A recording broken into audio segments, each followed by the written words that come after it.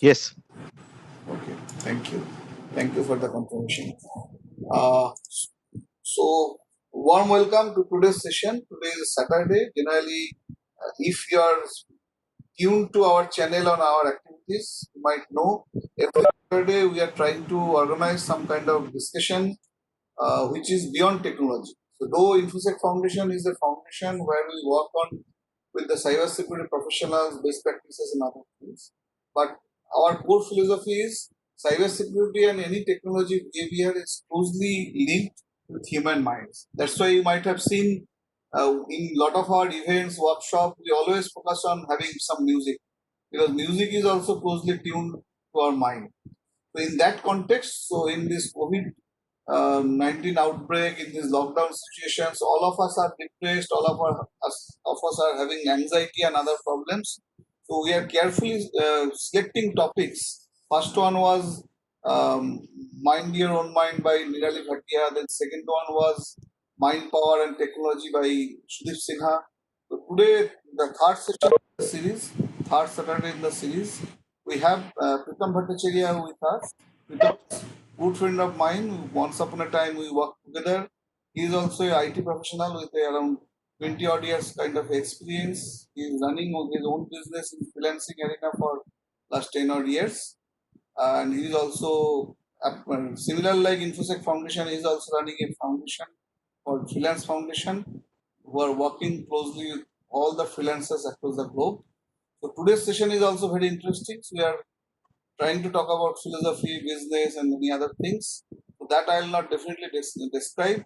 So from here, I'll transfer the baton to Pritam to introduce himself, set the context of today's agenda, and let us ride through the journey together. Thank you. Pritam, over to you. Thank you, Shashavan, and thank you to Infosec Foundation for taking this initiative for doing this series of lectures. Now, presuming I'm audible, uh, Shashavan has given a brief about my past, but let me tell you how did I get interested in philosophy.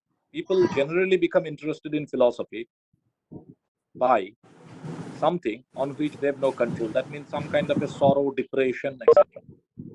In my case, it happened when I left my job and became a freelancer.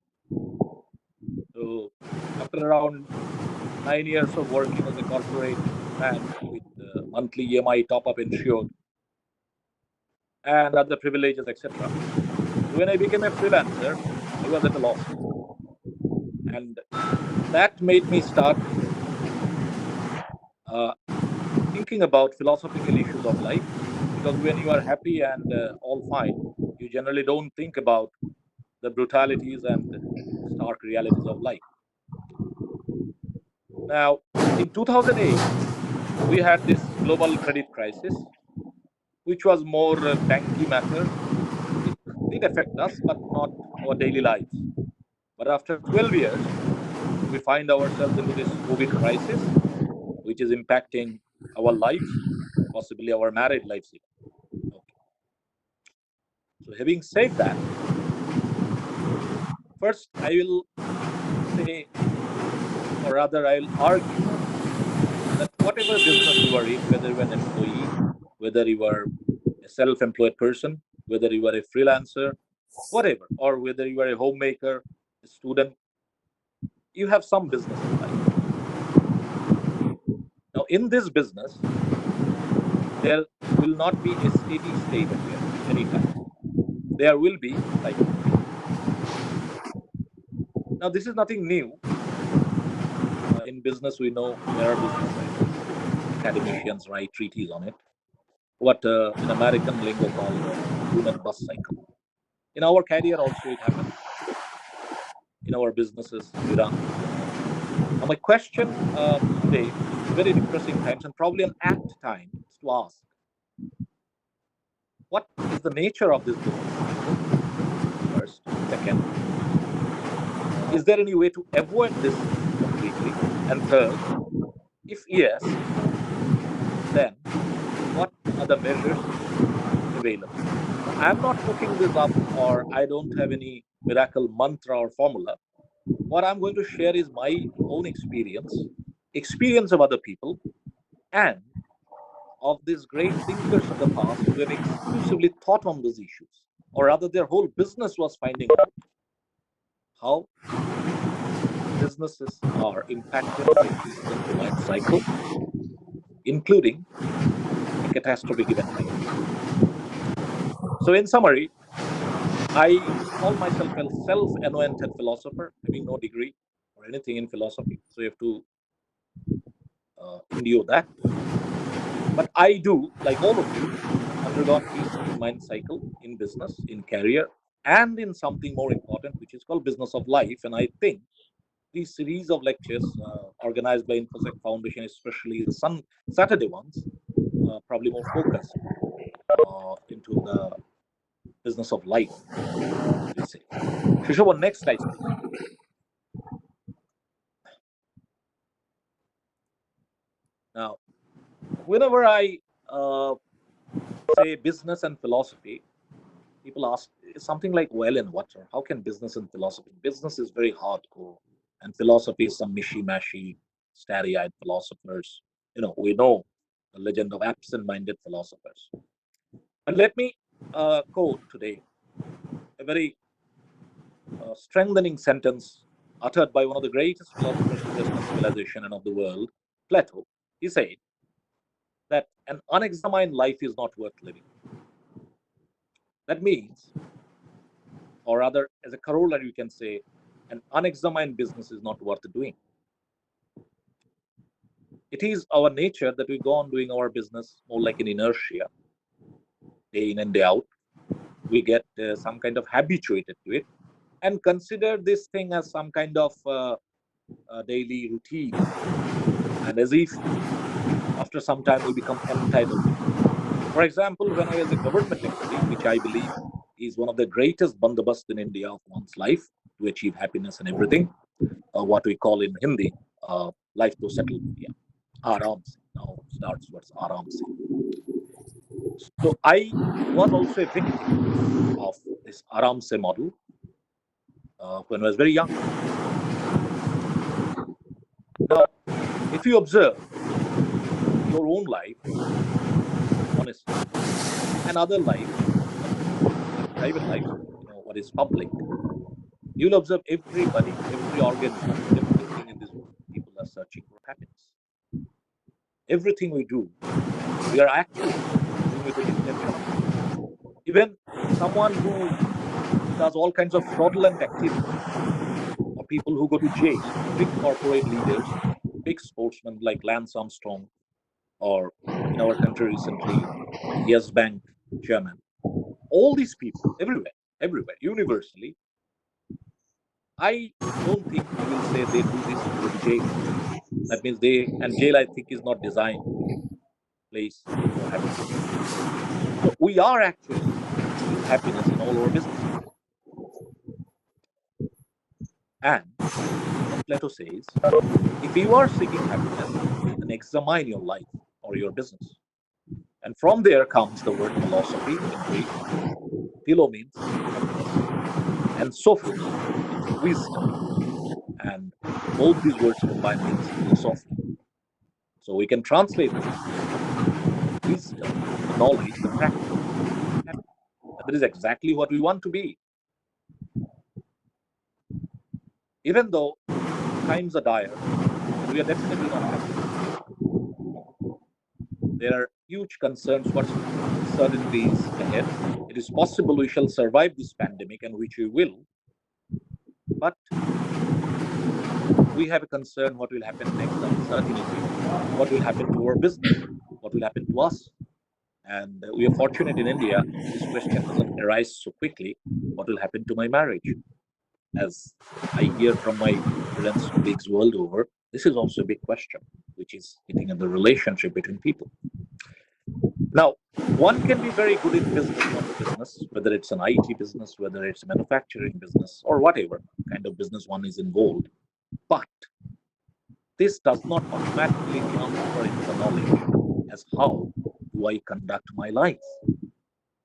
Unfortunately, there is no training available on this. And because of this, we find wonderful and shocking contradiction that people who are extremely good in some area seem to be doing something like a petty thief into other areas of morality, conducting their own lives, conducting the relationship with people, treating their employees, treating their peers, etc., or treating their customers. Now, having said that, and with this in view that we are very dialectical, how can philosophy help us? My argument is philosophy can help us by extending our own small worries and concerns into a vast canvas. I'll give you a very short example how this method is therapeutic and happens. Just before the war of Kurukshetra was going to start, Arjun asked, I am not going to fight. I'm very scared. Rather, he was scared. I cannot kill my relatives just for some pure, simple money and power and kingdom. Lord Krishna didn't answer all these technical matters at all. The second chapter starts after this question is posed, where death is very near, very depressing, very tense. He says, Dehinashmin jatha dehe komaram yovanam tatha dehantar prapti dhirastantanam uchyati. That means our body is temporary, it will go away, but something inside is permanent. Now, forget about whether this is true or false, whether you believe in soul, whether soul exists. I'm not going to that debate. What I'm saying, look at the dramatic device. Arjuna's local concerns were projected globally. It has become so vast a problem now that we, the audience, are least concerned what is happening to this warrior.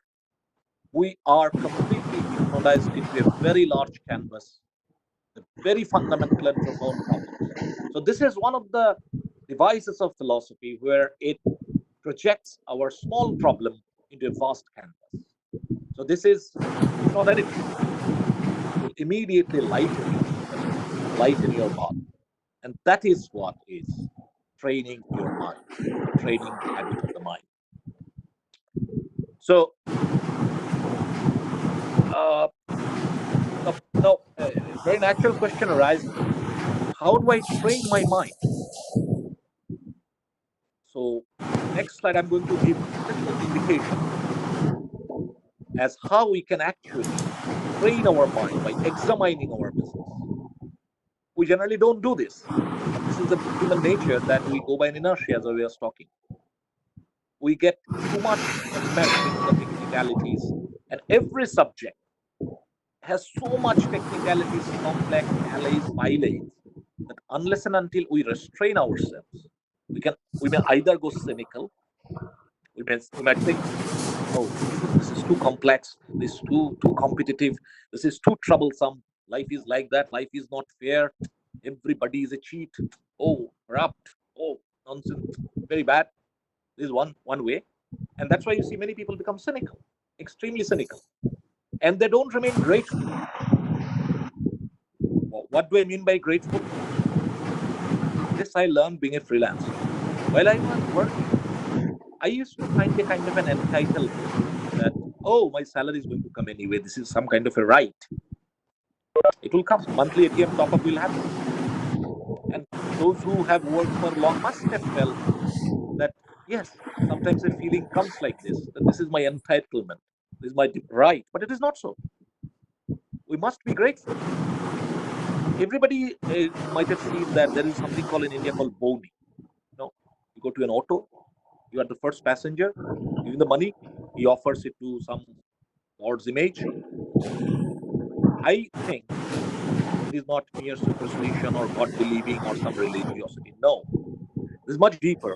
This is being grateful to the cosmos, which has no guarantee, no obligation to make sure that your business succeeds, but we do succeed and survive. So instead of being cynical, instead of being complaining, purely speaking, we should be extremely thankful to this cosmic structure or cosmic system that it has somehow been merciful to us because it is otherwise not obligated anyway. I mean, what is the law that says that if I work hard, I should succeed? Or if I have worked so much, so I should get so much output? No, nothing. There's absolutely no guarantee, no obligation. Life itself is a gift. We have not paid any money for life to be born. We have not, done very hard work and missed our knowledge. So we should be very grateful. But we become cynical. Why? Because we don't examine. So I would rather say a practical way of asking this question: why am I doing this business? Number one. Number two, for who? Is it for my customers? Is it for my employees? Is it to buy a BMW? Is it to retire nicely? Is it to show my relatives that I am very top boss? Is it to show my peers that I have succeeded? Is it to exact some revenge on some slighted childhood by the school teacher? Is it to prove to the girl who or the boy who did not, consider us marriage worthy material? Anything. It goes very deep. Goes very deep, and many people are driven into their business by something they are not aware, seeing, which can be trifling.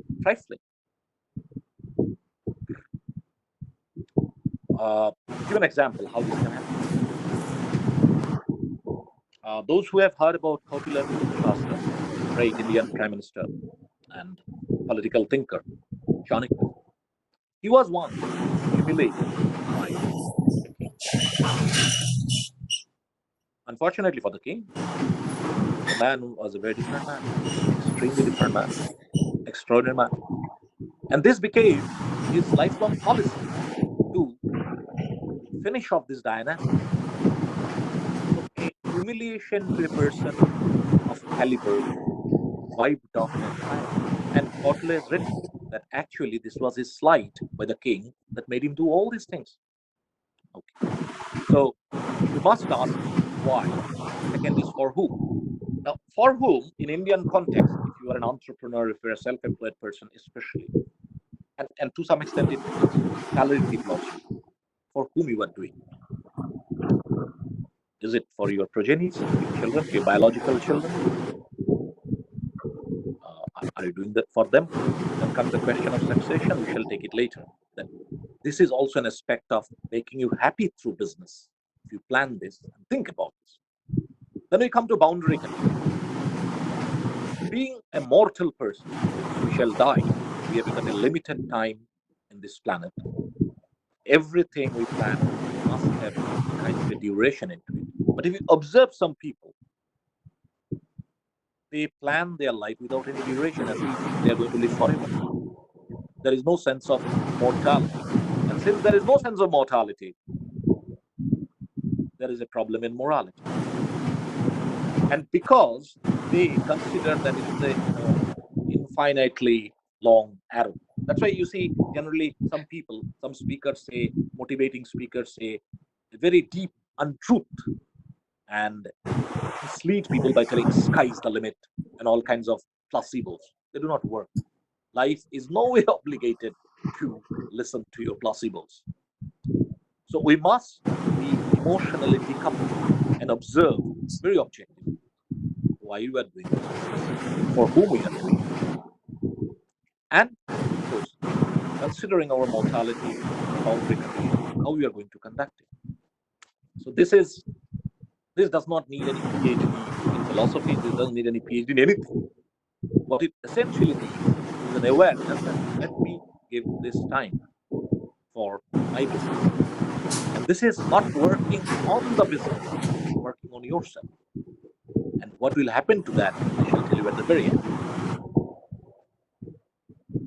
Show next slide. Now, I'll ask you to do an experiment. Don't do it in front of your family.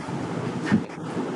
So you gather an evidence about your income cycle, whether you're a salaried person, whatever. Anybody can make that income cycle. So you plot a curve. You can make it monthly, quarterly, yearly, anything. So look at the curve very, very carefully and objectively. There will be maxima in the curve. It can be zero. Suddenly somebody loses job, it can be zero. And suddenly you find very nice coming in either through business or you got a bonus. So I call these two curves, 2 points in the curve, maxima and minima, what is called feast and famine. So I'll show you this curve plotted, and then I shall show you some other things. Show next slide. So hopefully you see the curve at the right. Can you see the curve? Hello? No, curve. It is No, not Can in you see this the slide. curve? Hello? Not in this slide. not in this slide. Uh, So is it okay. either So of the slide is called From Individual to Cosmic Cycles. one second. So I'll wait. It is, I think, slide number 3. This Yeah, one. it is there. No, slide number 5. Slide number 5.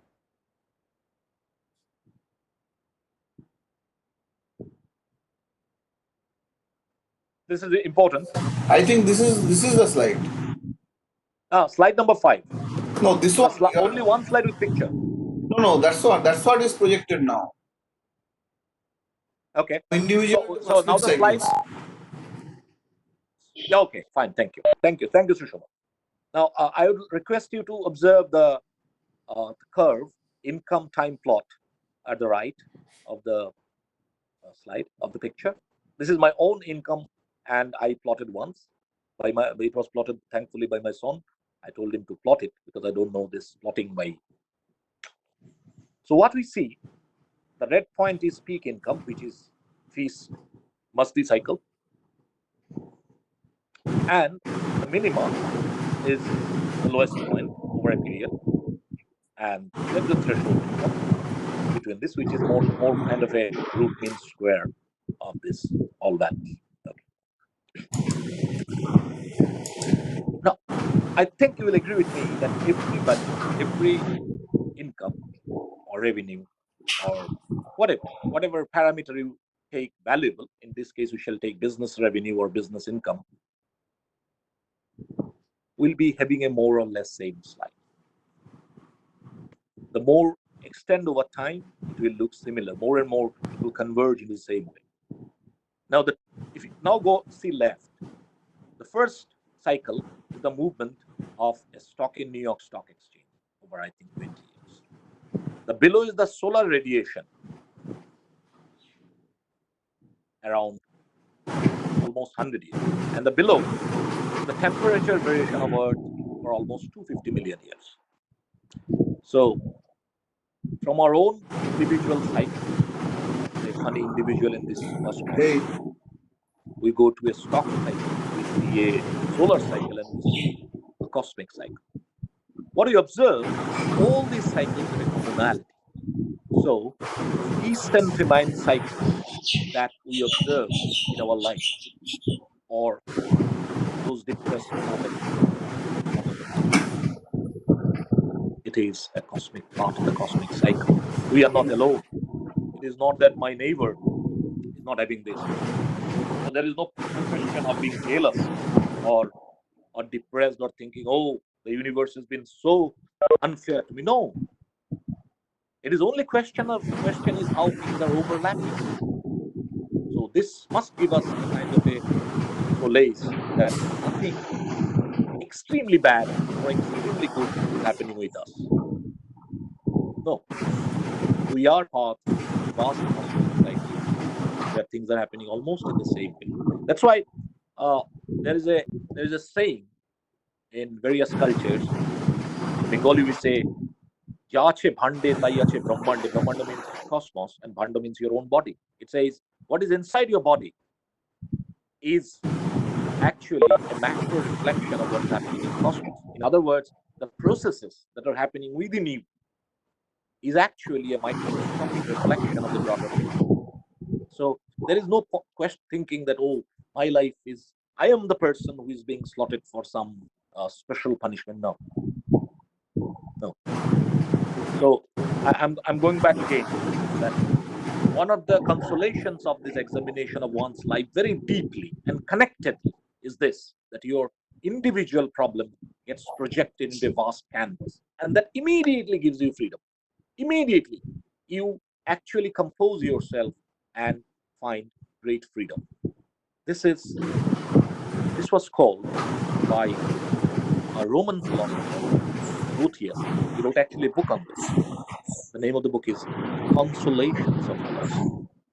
So when our business, our employers, our family, nothing as if in a position to console us, they complain, you find you are lost, then this examination of your life by yourself can give you a consolation. And that consolation nobody can take away because it is within you. So with this, I will pass on. Shushaman, next slide, please, slide 6. Okay. Now, I'm talking this more specifically to people who are running their own businesses, who are entrepreneurs, and their business has grown. They work very hard. My question is, you are conducting your business now today nicely, but are you thinking what happens after that? Philosophy is not satisfied with only the problems of today. It's very vast, and it must take very vaster time span in question. So my question is, how shall we conduct our business? This connects to succession.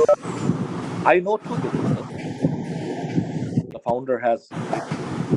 He has worked almost 25 years. And I ask him now, sir, how are you planning the business? He says, you see, I have two daughters, both are married, they are well off.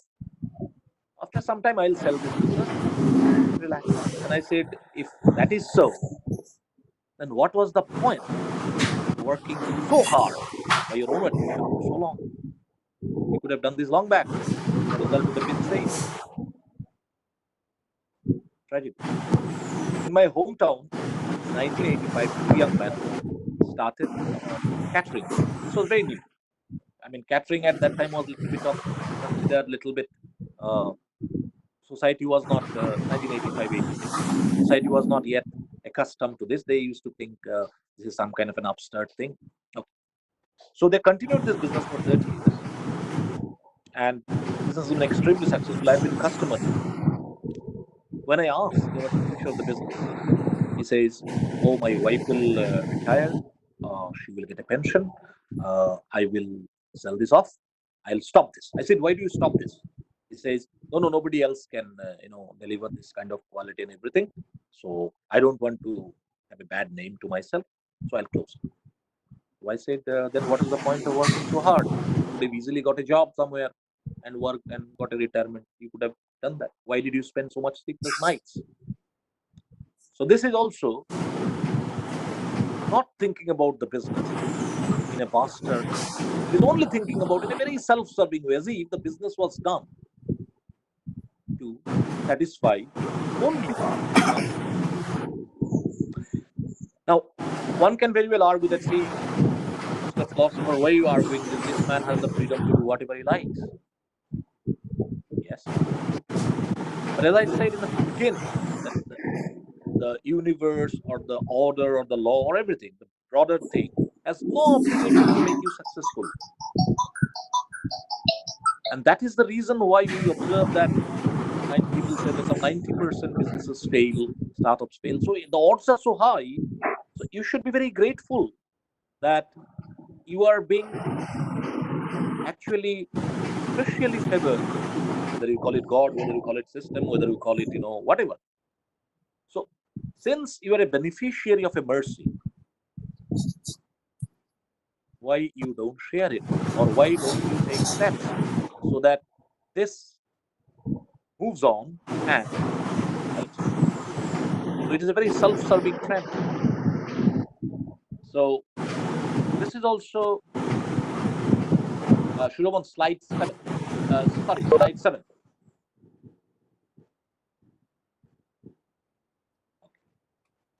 Now all businesses have to live with competition. I'll tell you what's going to happen after this post-pandemic world.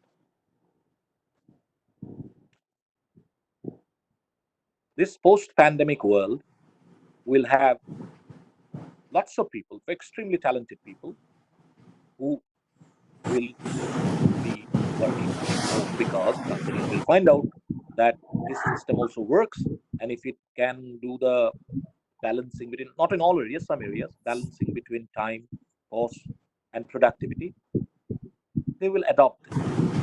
It means also that there will be a huge amount of upsurge in freelance market. So my colleagues asked me, what about this tremendous competition? Now you can see this in two ways, this problem. In an unexamined way, you can say, oh my God, so much competition, big problem, what to do? Oh, this means extremely looking at it as a threat type. Oh my God, it is a threat surely.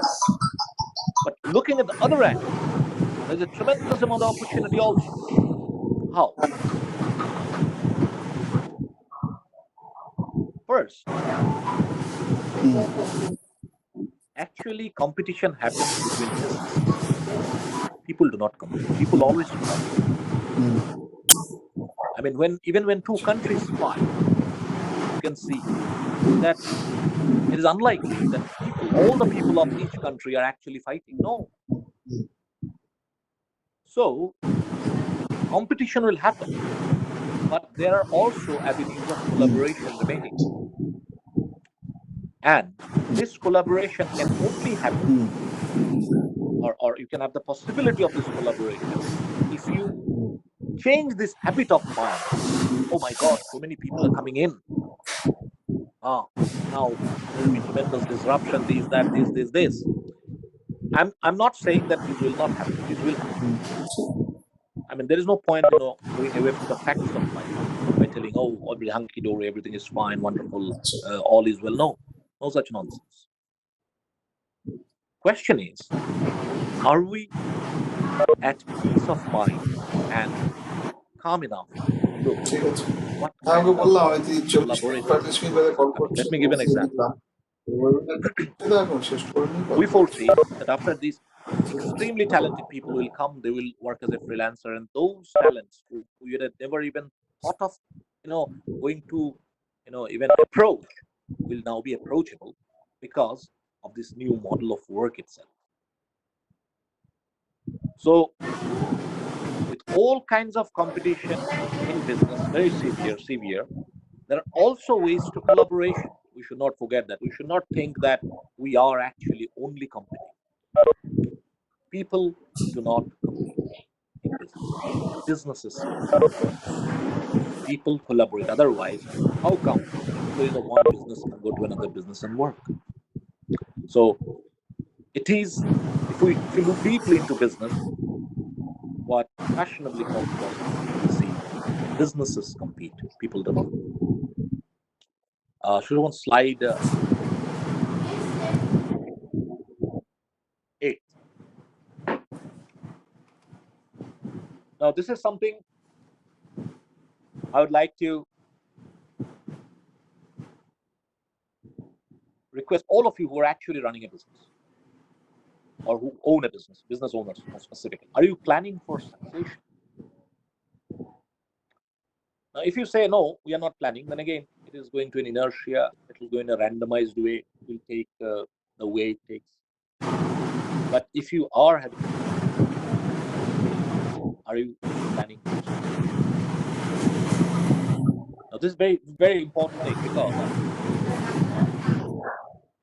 succession can, in Indian context, I see succession happens only through the family way. It has got its good side, its bad side.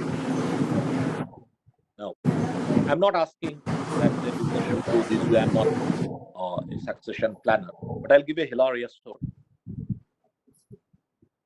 Once upon a time, 3 or 4 years back, a company, rather a business owner, asked me or proposed, telling that they have brought some great to advise young businesses for succession. My question is, I'm completely open to knowledge from all parts of the world because business in its essence is function. universally same. So with minor customization, knowledge, practices, best practices, good practices can be ported in one place from another. But what I fail to understand, how come an American, British, German, or European consultant will advise us how to our inner factors of our own family businesses and cultures? That I don't understand.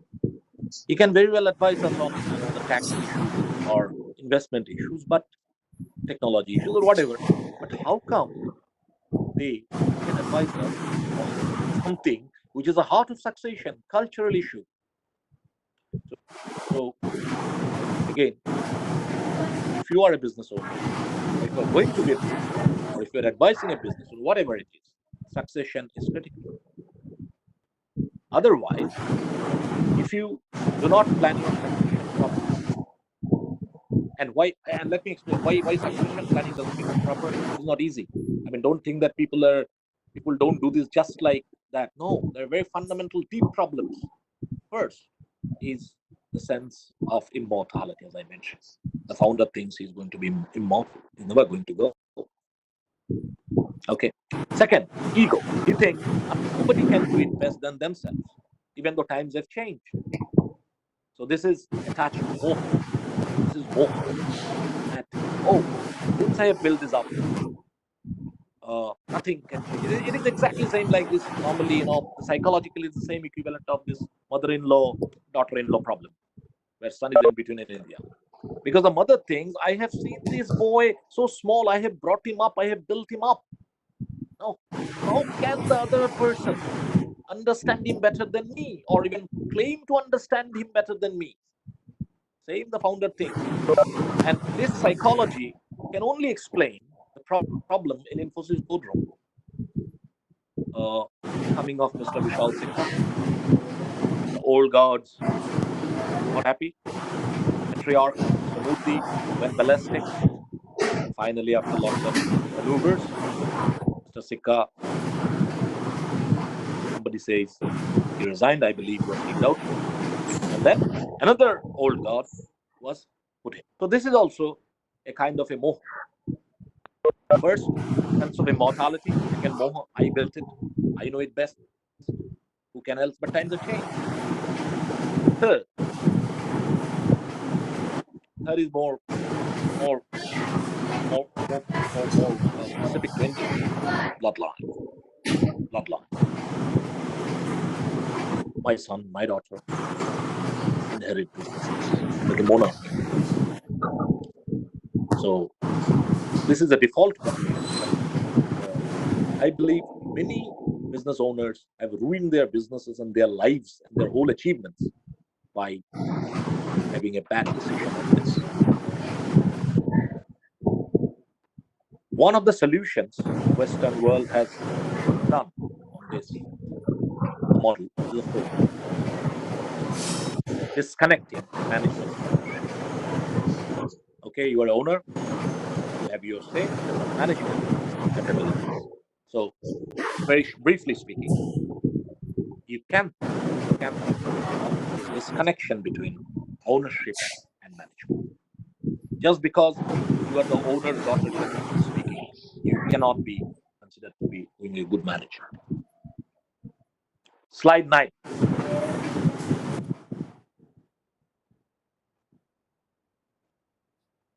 So this is what, again, a business might go through a catastrophe. Somebody can say it's a wrath of God, anything. So how to navigate this? I know a couple of businesses who are telling me that after this, they are going to close. And I said, no, why do you close? I mean, what is the necessity? No, don't misunderstand me. We'll survive somehow. But I was long term thinking of closing this, like I said, to closing this because it has served my purpose. So again, unless and until one goes into a deep examination of why one is doing this business, how long, for whom, planning, is very difficult. And this is the last slide. Big asset. After you. I mean, this is something that is so powerful. If you WhatsApp read the biographies of some of WhatsApp the great business leaders and line founders, চলছে you না will find after a certain amount of time, it is only legacy. আমি আধ ঘন্টা Probably পরে for back those করছি, আমি people, একটা the ওয়েবিনারে bandwidth আছি। could be high, but the kind is same even from anyone who builds a business. Doesn't matter, size or whatever it is. What legacy I'm going to leave? And this question cannot be answered by business. Hello, In other ways speaking, being good at business does not necessarily না give you technology বানায় না, technology দিয়ে কিছু হয় না, ultimately is about just like mind. how to extract technology আমাদের happiness out বানিয়ে of দিচ্ছে money আমাদেরকে। is not directly proportional app to the power download of করাটাই money. সাকসেসফুল নয়, I repeat, ডাউনলোড করাটাই the সাকসেসফুল power নয়, to extract অ্যাপটাকে ঠিক happiness out করে of ইউজ money করতে পারাটা হচ্ছে successful. is not directly connected to your power of money. Have this been so? সবেতেই ভালনারেবিলিটি আছে। All বলুন, people who have Google earned বলুন, lots of money Cisco Webex have been বলুন, happy, Microsoft, but it সবেতেই vulnerability doesn't show আছে। that kind of a direct correlation. And I think I have আমি আপনাকে আধ ঘন্টা পরে spoken করছি, most আমি একটা of what ওয়েবিনারের I wanted মাঝখানে to আছি, say. আধ ঘন্টা বাদে কল করছি। I wanted to make it as light as possible, but what we have talked so far is actually using a kind of philosophical thinking into our own business, connecting very briefly some fundamental things which we generally don't consider when we discuss business. And slide 11. So after this presentation, happy hours. All miraculous liquids are missing. That produces temporary happiness, but it is philosophy that only produces permanent happiness, or you can train our mind for a permanent state of happiness. I think after this pandemic is over, which will we shall all meet sometime someday, and till now, this in-person meeting and happy hours will remain unheard, and because of this, more sweeter. I thank you for your time. I hope we all will be safe and sound. The world, this pandemic will pass. And we also take consolation. I come back again to the very core theme of this philosophy, of this presentation. Consider the mortality rate of this virus or pandemic is 2 to 3%. Now, if this is a natural virus or even manufactured, we don't know, whatever.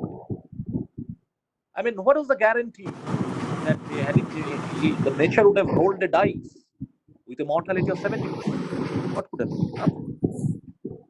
I mean, it appears now that with this, we are helpless at 3.5% or 4% mortality. I mean, nature was in no way constrained to roll a dice of 70% mortality, 80% mortality. Imagine dinosaurs. I mean, they couldn't even have a time of argument when the so-called asteroid swept them away. So I say things could have been worse. And this consolation can only come when you are not cynical. You are not some kind of a placebo. You are in ground as well as thank you. So I think presentation is no longer required. So I can stop sharing the screen and we can have a discussion. I have some questions from the. Yes. Okay, sure. So thank you, Pritham. So now it is open to the audience. Let me see someone. Yeah, people are saying there's some problem with the sound. Okay, now it is open to the audience. Any one of you can unmute yourself and shoot some queries. Amar, so you have been to our technology sessions as well, and today's session was little different. You are here also. Your specific queries, any thoughts, anything? So thanks for sharing your amazing mindset, because now I don't have any query in specific. I just want to add on that now is the time that we have to protect our mind and our mindset. Yes. That is most critical because I am seeing people are becoming depressed or cynical and they are losing hope. So that is what we have to protect ourselves in this tough situation. If we protect our mind, then because mind can again rebuild everything. If we look at the Second World War, Japan devastation, and after that, how Japan rose back to global dominance in technology, that is the best example that we can think. Even the Great Depression, if we all should go back and read history, because I know history is very boring for technical guys, but read history, and history has always shown us that after a very bad phase there is a great phase which is lined up. So only people who keep the mind right will be able to avail the, what do you call it, the bounty that is awaiting. That is just I wanted to add few things from my side. Thank you. Wonderful. Thank you. Pritam, you want to add something with his thought? Thank you. No, nothing to add. You see, we are doing statements of the same thing. That is, that our mind is our greatest enemy, our mind is our greatest friend. So we must train. Right. So, Parijat, So any of your we are talking thoughts? restatements of the same thing. Right. Yes, I was just going to say Shobhan and Pritam. So this is very beautiful. Pritam has presented, and I believe that the mindset and everything gentleman said was also very nice. So I would like to just add one thing here, that at this time of crisis or difficulties that has happened time and again, right? This human in the earth is for 70 billion years. So many times it has happened, and people have come up and become a better species, better than the previous one, using its cognition, knowledge, and everything. So I believe I'm quoting from that very famous Jurassic Park movie, that life finds a way. Way life will find a way. Life will not stop anywhere. It will find a way, and we'll all anchor over that. So the main thing is that whatever is the positive thing, like Pritam very correctly mentioned, the mortality rate is 3.5%, and there's so many people who are getting cured every day. The researchers are on, and people are getting close, developing that vaccine or whatever it is. So let's concentrate on those things, uh, do the safe practice without panicking and spreading panic, and whatever being suggested, that's the only thing we can do, right, to protect us. So let's do whatever is there to protect us and be free, positive in our mind. And coming back to the business philosophy that Pritam was saying, and being associated with him and you for a pretty long time, but I understand that uh, business takes its own way, people takes their own way. So we should concentrate in doing jobs rather than fighting out and being competitive. And I just quote a few lines from a very famous poem by Emerson that was written back in 1840s or somewhere. It says that he pays too high a price for knowledge and for fame, who sells his sinews to be wise, his teeth and bones to mark a name, and crawls through our life paralytic to earn the praise from bad and critic. But really, we don't have to earn the praise from bad and critic, right? We have a business in our hand. It can be a entrepreneurship, it can be a job, it can be a salaried person, it can be homemaking. We need to concentrate on that and do whatever best we can do. So I believe that's the call of the day. We have the progress in front of us. No need to panic. No need to be down under negative thoughts. Be positive and let's fight it out. Thank you. Wonderful. Wonderful. Syed, you are also there. So if you put some your thought process, anything. Yes,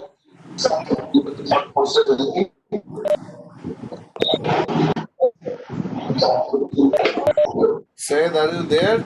If you can Hello. put some, yeah, please go ahead.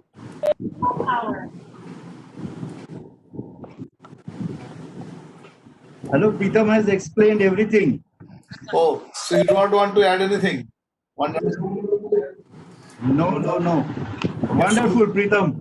okay, Great learning. thank you. Shomiran, are you Thank there? you.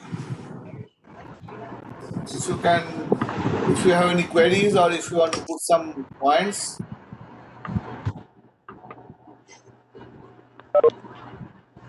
Shomiran, are you there? Other than that, also anyone else, whomsoever is available, if you have any specific queries, or if you want to put some of your viewpoint, or want to express some of your thoughts, you are most welcome. Any one of you. Otherwise, we are going to conclude.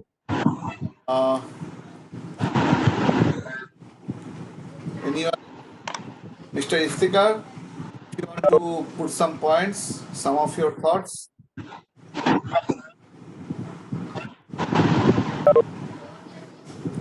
Okay. So Pritam, no further queries or thoughts are coming out. So Okay. we are about to conclude. Okay. So thank you, Pritam, for your wonderful. Mhm. Thank you, audience, for your active I would like participation. to say only one sentence. Yeah, please go ahead. This is this. I think this webinar, in a way, is very uniquely successful because we witness that on a Saturday afternoon, technicals people are talking about immersion and those life affirming poetry. So this is very unique, isn't it? So, Absolutely. in spite of all these very depressing times, unique things are happening. The technicals people are, talking about poems of poetry of immersion, and we have all the privilege and opportunity to listen to it. I don't know the gentleman's name, but my personal thanks to him for such a great experience today, Saturday, listening to Emerson over this webinar. Thank you. It was me, Pritam It Parijat. was Oh, Parijat. thank you. So we had a Thank you. musical session with him last Tuesday, I guess. Yes, Tuesday. So wonderful. Thank you for the participants to spare your time in Saturday morning in your leisure time. So stay safe and secure at your home with your family, relatives. Stay inside the home. Enjoy your weekend. Let us all stay positive. As someone said, the mind power will be the greatest healer in all kind of negatives. So let us stay tuned towards life. Let us stay positive and let us stay safe. Thank you. Thank you all of you. Thank you. Thank you.